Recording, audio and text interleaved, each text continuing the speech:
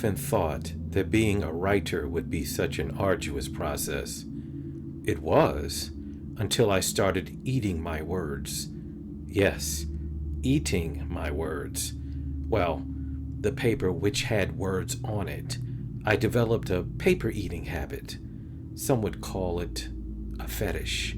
That isn't me. I am a celibate, solitary individual, wearing the librarian kind of sweaters and drinking coffee in mugs with Greek philosophical quotes printed on them, sloughing around in a modest and messy but comfy home surrounded by ample greenery.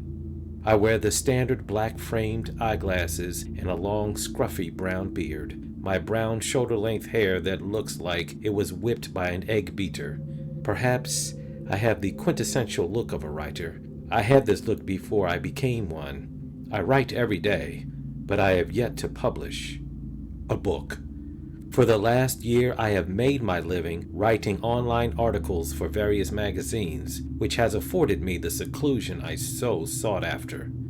I lived in the city, trying to eke out a Harvey Pekar kind of existence, government job by day, writer by night, but it became too suffocating after a while.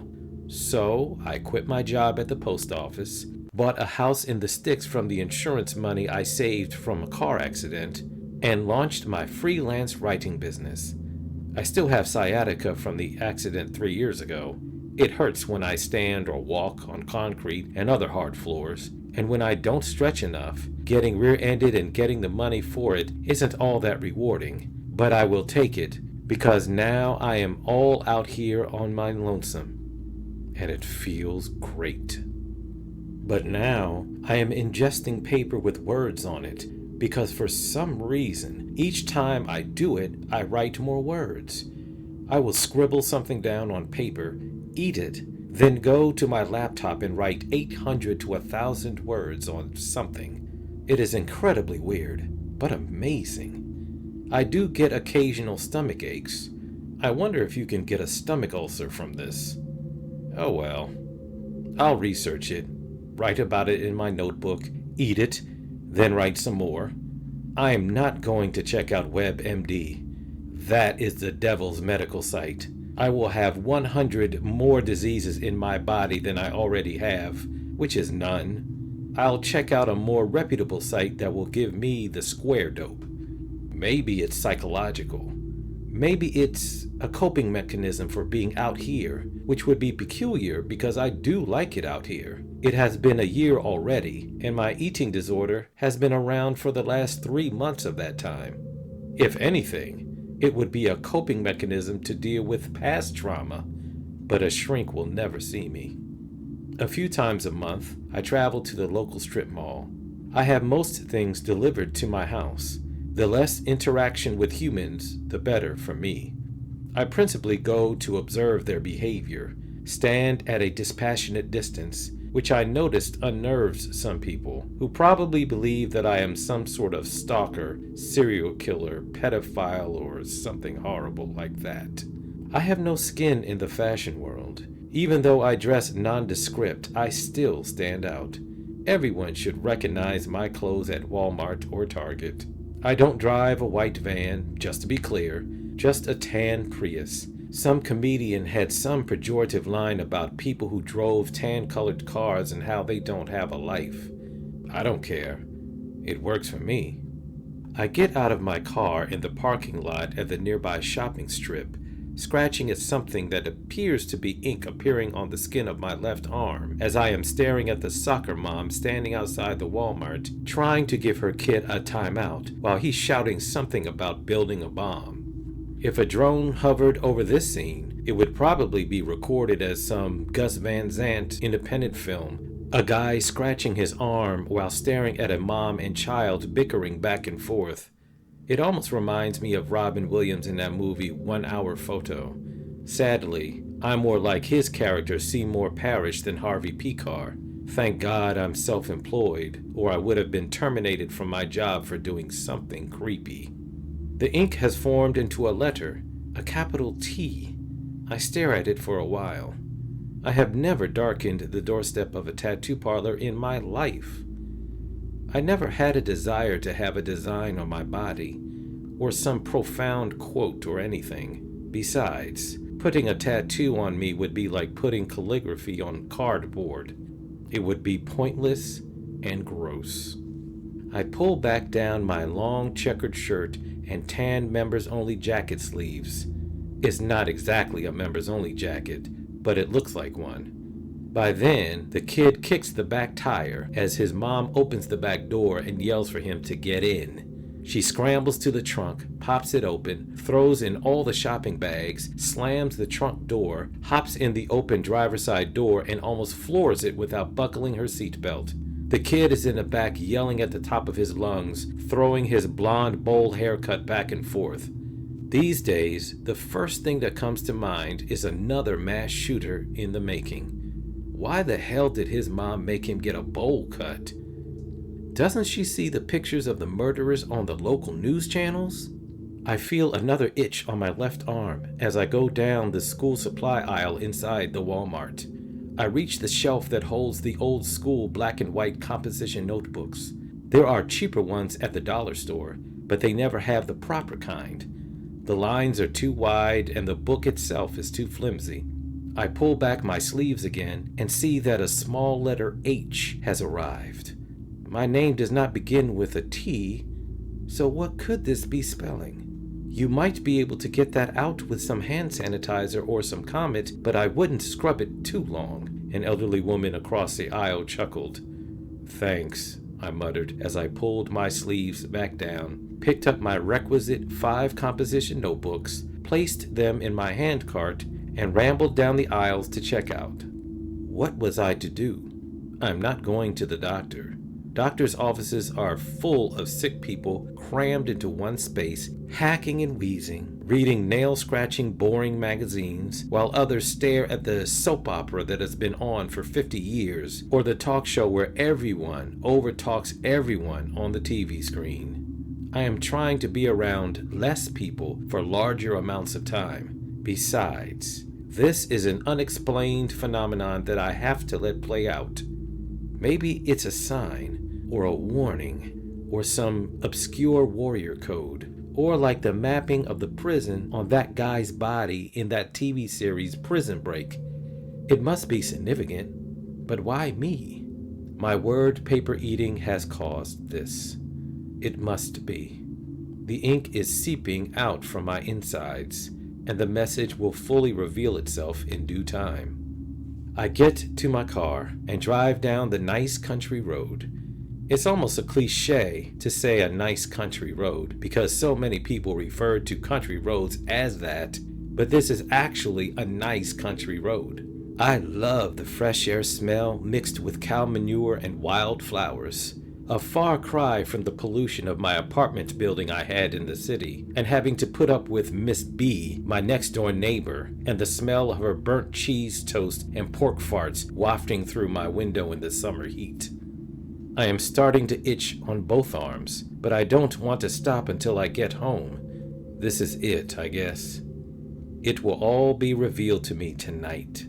I will lie naked in a field, staring at the moon as the warrior tattoos fill my body and I transform into an ancient being with metaphysical powers.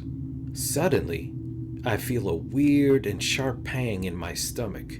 It is doubling me over while I drive, so I swerve over to the shoulder of the road so that I don't crash my vehicle. I quickly unbuckle my seatbelt and run out into the cornfield next to me. Both my arms are itching like crazy now, and I feel like I'm going to vomit. I reach as far into the cornfield as I can before I fall to my knees and begin throwing up words.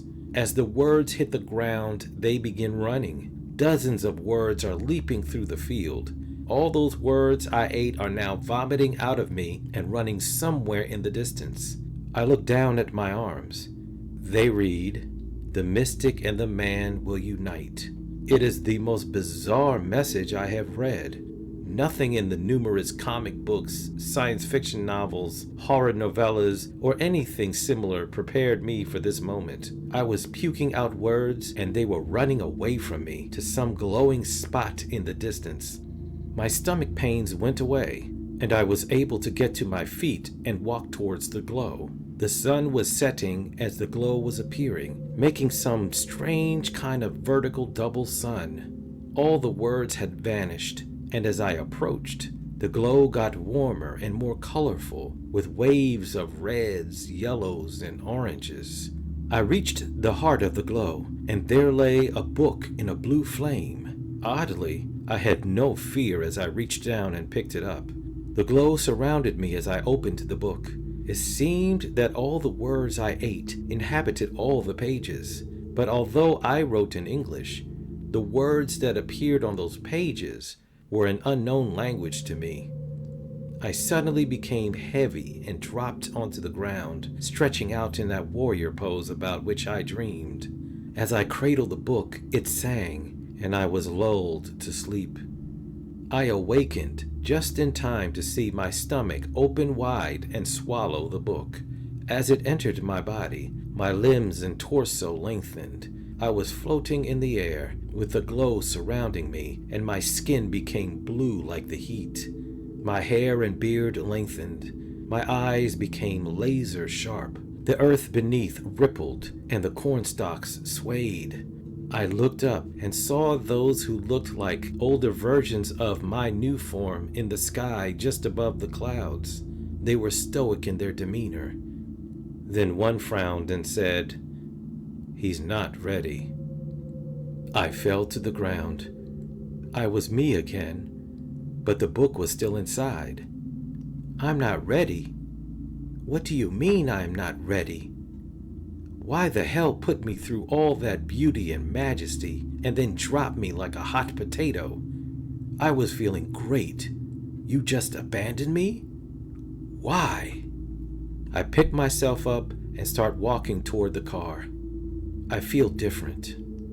I'm smooth, gliding almost, not my normal clumsy gait. I feel focused, alive, purposeful. Coincidences don't exist. My dissatisfaction with my city life, the car accident, moving out here to the country, my out-of-the-blue crazy paper eating habit, the encounter with a senior citizen inside the Walmart, it all led me to this moment where I am supposed to finish something so I can be ready. I reach my car and slide into it.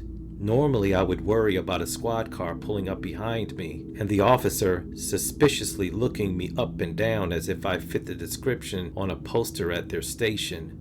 I am too 1 hour photo-ish to not eyeball. Except, for the first time in 3 years, my back feels great, even better than before.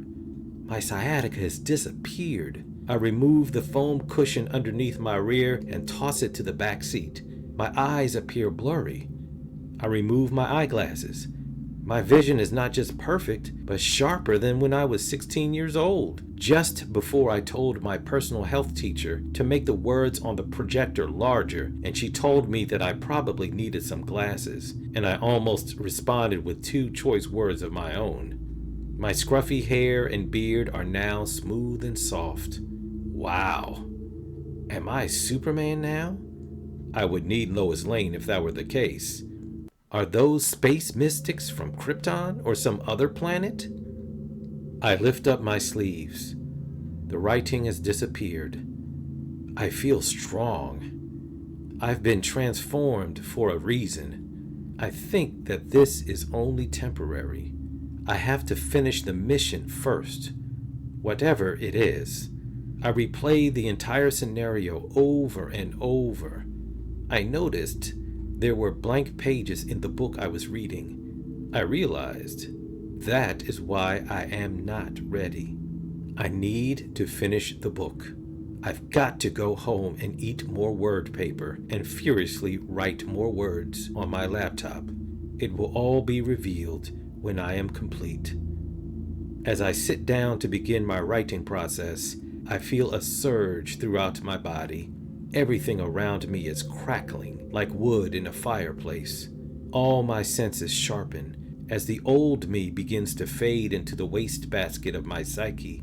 I sit upright, close my eyes for a moment, then begin. It is often said A book is done, but never finished. This one will be, and I will be ready.